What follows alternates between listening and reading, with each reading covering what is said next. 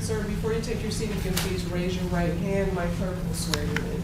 Do you solemnly swear that the testimony you are about to give in this matter will be the truth, the whole truth, and nothing but the truth, so help you God? I do. Thank you. You may be seated. Thank you. Sir, can you please state your name and spell your last name for the record? Jason Gady, last name Gady. Sir, how are you employed? Grand Rapids Police Department. And how long have you been employed with Grand Rapids Police Department? Since September of 2000, so 24, almost 5 years. Yeah. Just going back a moment, prior to joining the department, did you attend college? Yes. And what degree did you attain? From Grand Valley State University, a Bachelor's of Science in Criminal Justice. Did you ultimately attend a police academy? Yes, in Grand Valley State University Police Academy. Now, going to your career here with GRPD, can you take us through some of the different positions that you've had?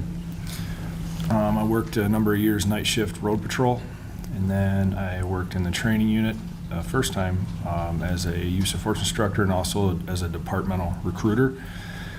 And I went back and worked in a community officer capacity, and then most recently went back to the training unit to work full-time as a use of force instructor with the primary focus of coordinating the firearms training program.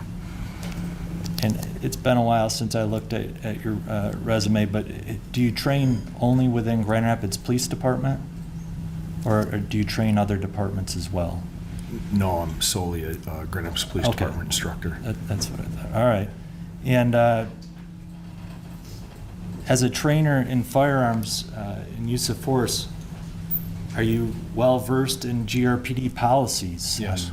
On firearms in particular? Yes. And your full-time duties currently are firearms training at GRPD? Is that Yes. right? All right, I would move to have Officer Gady admitted as an expert in the field of Grand Rapids Police Department firearms training, policies, and practices. Any objection? No objection. I think he will be considered an expert in that field. We've had some witnesses go over a considerable amount of time and evidence about other training policies and all those topics, but I'd just like to focus on firearms with you if I could, and some of the training that Grand Rapids Police Department officers have on firearms. Can you give just a general overview of approximately how much firearm training an officer obtains going back to that 8-week in-house? For the 8-week in-house, it's pretty substantial. It's anywhere from 60 to 70 hours of live fire and firearms training, and that's not taking into account all the scenario-based training that incorporate deadly force decision-making with simunitions. On top of that, annual trainings and qualifications, it's anywhere from 4 to 6 times a year, several hours. So. And I'm sure you could spend hours explaining every aspect of the training, but just in general, is the firearm training, is it purely shooting stationary targets, or does it also involve simulations and whatnot? No, there's quite a bit of decision-making training built into either the live fire component and also scenario-based training. Because reality out in the field, you're not. It's not always as simple as a stationary situations. No. Is that fair to say? That's correct. Are GRPD personnel trained to use various firearms? Yes, we have different firearms platforms that we have to train and certify on every year. Now, I'd like to move forward now to April 4, 2022, while Christoper Schurr was on patrol in the city. Did he carry a pistol? Yes. And as an officer within GRPD, are they required to train with the gun that they carry on the job? Yes. And an officer such as Officer Schurr here on road patrol, are they required to carry that gun on their person during their shift? Yes. Why is that? In the event that they have to utilize that. And where on their person, very law enforcement term, but where on their person is the officer required to carry the firearm? Particularly for road patrol assignment, on their dominant side or their strong side hip on their assigned duty belt. As they carry that pistol, does the pistol need to be loaded with ammunition? Yes. Why? So in the event that an immediate response to a deadly force threat is addressed, it's ready to be utilized without any hesitation. And are police trained that they may need to draw and fire that gun as fast as possible? With I'm accurate. sorry to interrupt, but can you speak louder? I'm sorry, yes, Your Honor. Absolutely, with an accuracy component, yes. Can threats come quickly at an officer? Absolutely. Can it go from perhaps a no force, low level of force situation to deadly force pretty quickly? Yes. Now, I'd like to ask you just a little bit, not about firearm deployment or use, but just weapon drawing, a firearm drawing. When out in the field, and I'm not talking about training at the range, but when actually out on patrol, when are GRPD personnel trained that they should unholster and draw their pistol? They can unholster and draw their pistol when there's a fear for safety. Okay. And later on, does the officer then need to be able to articulate why they felt it was necessary to draw the pistol? A lot of times it's articulated in their incident report. There is one. There's not a mandated reporting requirement, but a lot of times it does go into the incident report, yes. And now, so it doesn't necessarily need to be a deadly force situation, just to simply draw the weapon. Correct. And is it fairly common that GRPD officers draw their firearms for various reasons? Yes. Okay. Now, moving on to firearm deployment, actually firing the gun, that's different than merely drawing the gun as far Yes, as the correct. standards. And under policies in place back April 2022, when was an officer trained to deploy their firearm? In response to a deadly force threat? Is that what you're? Yes. Yes, when there is a reasonable threat of death or serious bodily injury to the officer or another person. And firing their gun upon someone, what level of force would that be under policy? Deadly force. According to the use of force training and policies, if the officer believes deadly force is necessary, what is their objective when they deploy that firearm? To stop these subjects' actions as quickly as possible. Now, if it's deemed a deadly force situation, is a firearm the only way that they'll resort to deadly force, or can they basically use other means of force too to have deadly force? They could use other means that would reasonably result in death or serious bodily injury to the suspect to meet that deadly force threat. But if it's an imminent threat and the officer has a pistol, they're justified to use their pistol? Is Yes. that correct?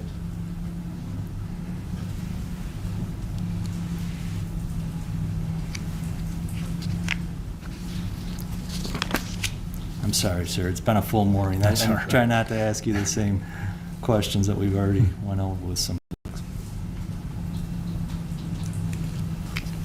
Now, when it comes to this decision to use deadly force, use your firearm, does GRPD have policies that may lay out, some of the circumstances that may be reasonable for an officer to move up to a different level of force?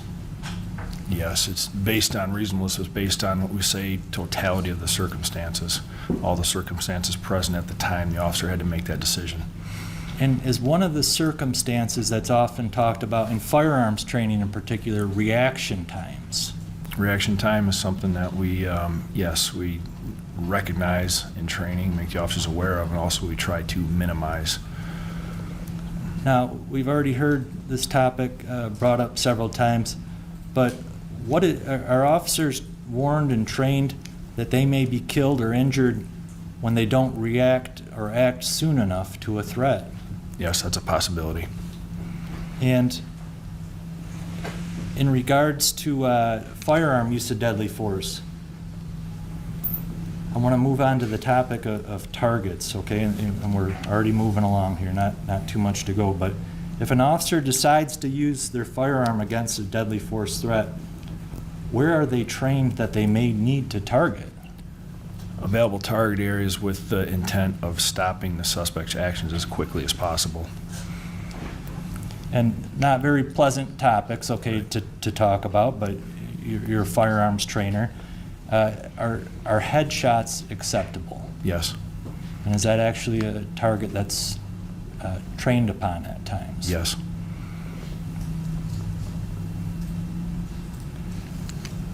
Is an officer trained, if the officer perceives they might be in a deadly force situation, are they trained that they should fire warning shots? No. Experiment to see if perhaps that may help their situation? Absolutely not. Is that allowed? If you can just elaborate, is that allowed? at No, all? no, it is not allowed or advocated. If an officer may be in fear of imminent, serious bodily harm or injury, are they trained that they should perhaps try shooting to extremities or other parts of the body to see if perhaps that may alleviate the situation? No. No. Are they actually advised not to do that? Yes, for several reasons. But what's one of the main reasons? If you have an imminent threat and you Trying to, again, stop the subject's actions as quickly as possible. with recruits and officers, is it a common topic that's discussed as far as even after an individual, say if they're wounded, that the threat can still be there? Absolutely, yes.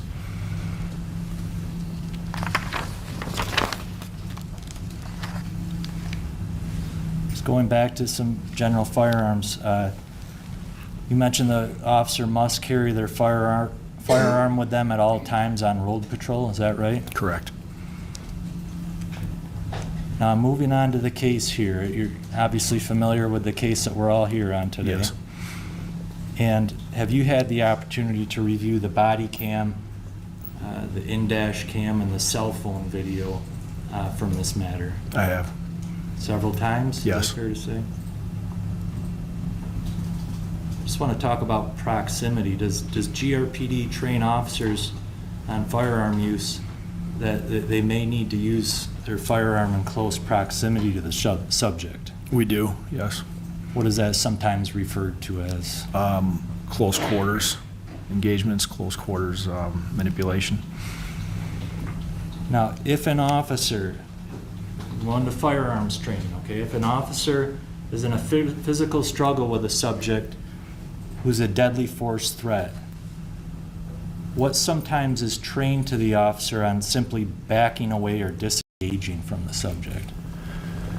There is times that we do train inside those close proximities to have to deploy your firearm because, first of all, they may be in a position with the subject, either they're on the ground, pinned, tangled up in a manner that the officer cannot engage physically. But if a deadly force threat presents itself, they still have to be able to meet that potentially with a handgun and be able to draw it, manipulate it, keep it in battery, and effectively utilize it, right? Another reason may be simply due to entanglement with a subject, due to physical exhaustion or physical limitations. The officer may not simply be able to quickly and effectively get up and disengage, right? So in that scenario, again, a deadly force threat presents itself. They may have to utilize, again, their handgun inside that close proximity. So those would be two big reasons why we train inside those close distances. Okay. Just going to the case here, and we've already exhausted several of these topics, but as you review the case here, if an officer in Officer Schurr's position is in reasonable fear of serious injury or death, was there anything inappropriate about or unreasonable about the way that Officer Schurr drew and fired his pistol? No.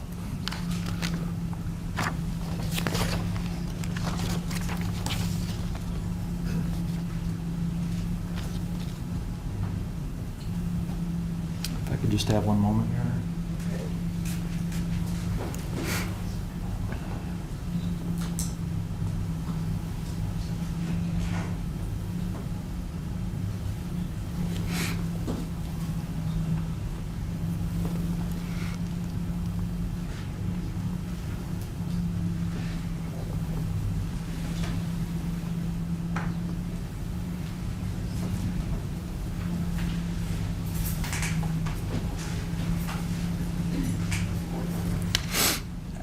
just in follow-up to that last point, okay? Yes. Obviously, one aspect of this case is the fact that a bullet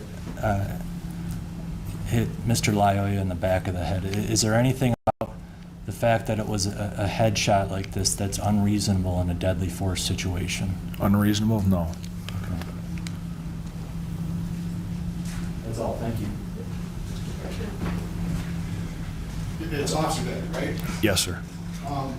Kind of, why did you refuse to meet with Detective Sergeant Tubergen about your testimony? At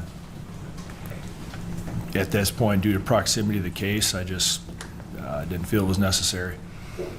He was going to ask you about what your testimony was, right? You knew that it was about the case, so we wanted to know what you're going to testify to, right? Yes, sir. And you just, on yourself, decided it's not necessary. Correct. Why, how could it not be necessary? Isn't it important to have, give information so people can know what you're going to say and be able to share in open court? I guess I didn't know the full context of the meeting, or You don't know the full context. You didn't reach out to him. You had to go through your sergeant, or excuse me, your captain, right? that's who contacted me, yes. So I guess that would object to relevance here. I think it goes to bias, Your Honor. Why would we refuse to meet with an officer on the opposing side? Under no obligation. Relevance. Right, so relevance as to why he wouldn't, Mr. I think Becker, it goes to bias, Your Honor. or credibility, I'll allow it. I'll overrule that objection. So what, is it common practice for you just to not take it upon yourself not to meet with opposing counsel when you're called in other cases? Haven't been contacted like that in any cases prior in any of my experience. So the one time you are, you just say, you blow it off and say, I'm not going to do it. Blow off was probably not the right term, but Oops. Fix that. For the record, reflecting showing opposing counsel, we marked to exhibit 37. No.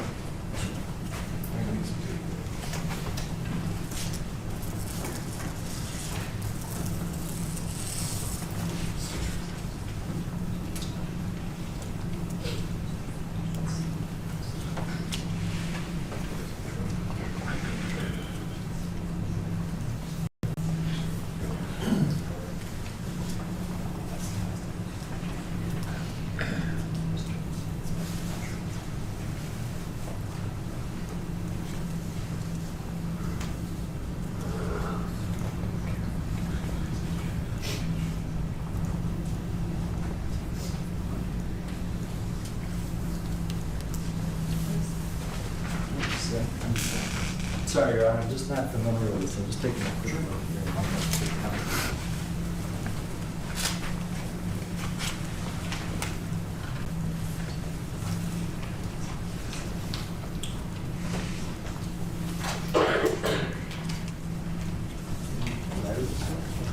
That's a deal in 35.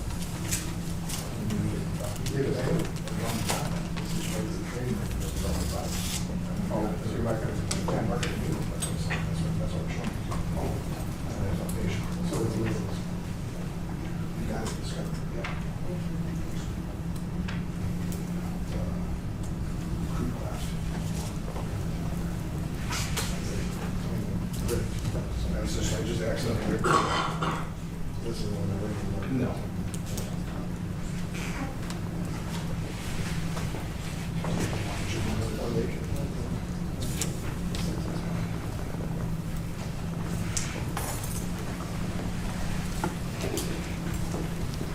Let the record reflect that I'm showing the witness will be marked as People's Exhibit 37 for identification purposes. Sure, you recognize that?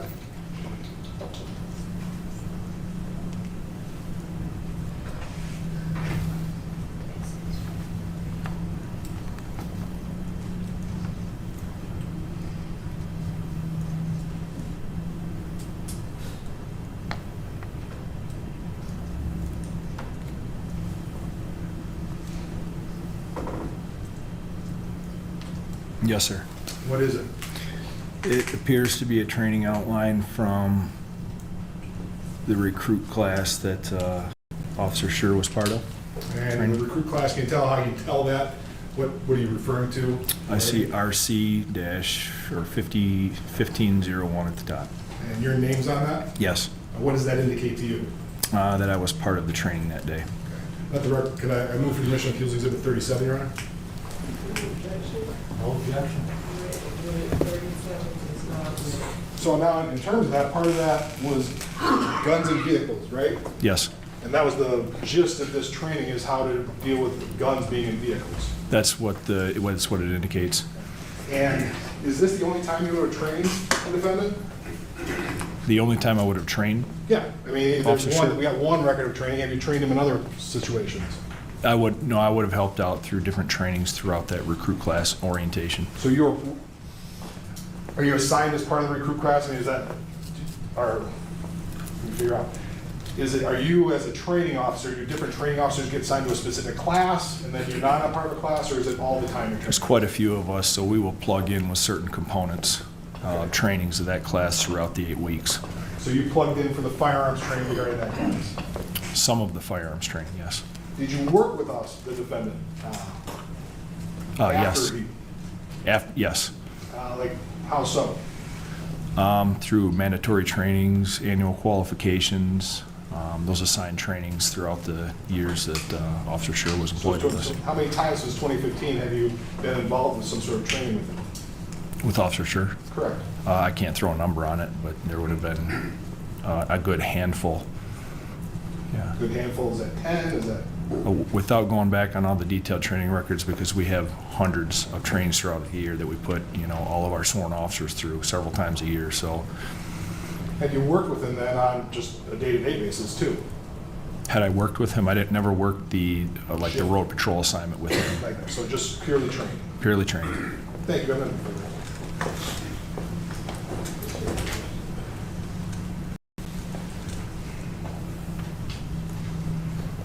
Sir, this case is from April of 2022, is that correct? Yes, You've been with the firearms training department since then, for the most part? yes, I've been a firearms instructor since then.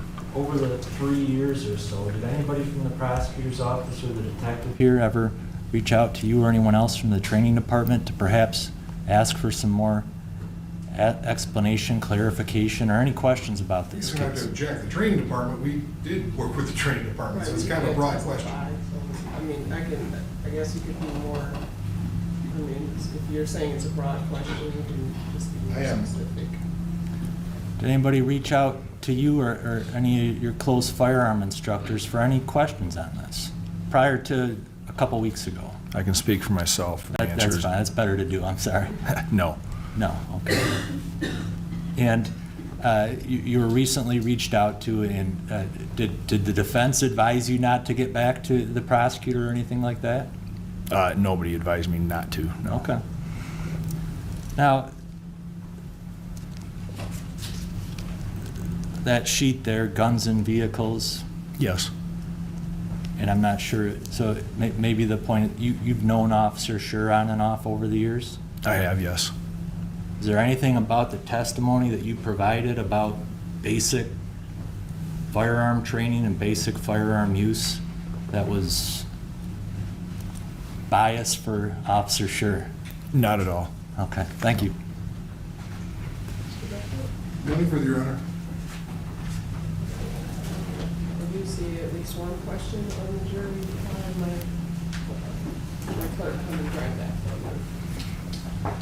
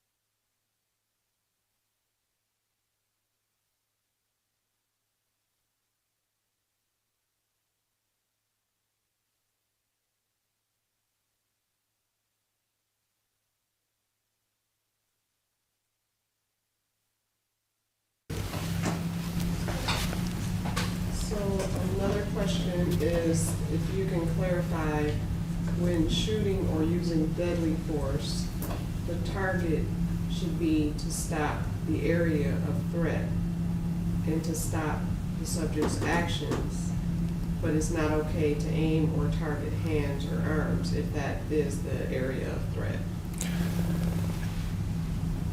Yes, so to clarify, it's not advisable, first of all, when an officer has to deploy deadly force on a suspect, particularly using a firearm. Accuracy is a great concern, okay? So that's the other thing too.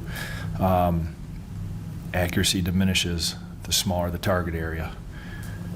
And also, it doesn't make it any less potentially lethal.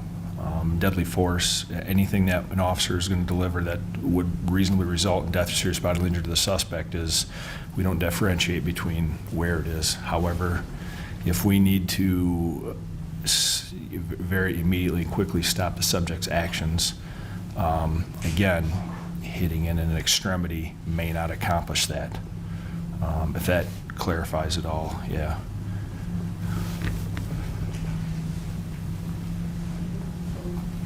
Mr. Dodge, any follow-up? Just if I think you explained it well, officer, but let's just say you have a stationary target, okay, like a human body target.